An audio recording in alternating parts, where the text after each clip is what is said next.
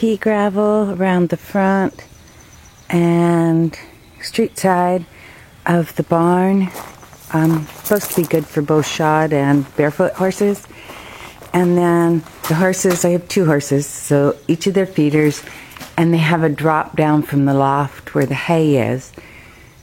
No wall separation in here. I use gates to make it like I want it. This is from inside the barn. There's the house. There's a track like that goes around the wood fenced yard in the back and up the side. Kind of comes over up there to the round pin area, which is over there. And it goes around that area. It goes through the middle of the pasture, so it separates the 2 pastures. And then it goes down around the bottom of the pasture. So there's a track all around. This is the street side of the barn where the hay truck comes and where I dump out hay when I want to take it somewhere other than the barn. This is the structure that I added for, like an equipment shed to put my horse trailer under. And that's the one that if somebody complained, would either have to have the roof taken off and a tarp put on or something like that. I don't think anybody would ever complain though. There's the perimeter fence, the cable, electrobraid, and it's set in anywhere from 2 feet to 20 feet depending on the terrain from the property line. And there's the double gate.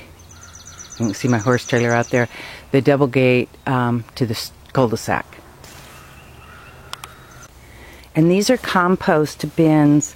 I vacuum the manure off the pastures and put it in compost bins, and then after it goes its 90-day cycle, they're forced air compost bins.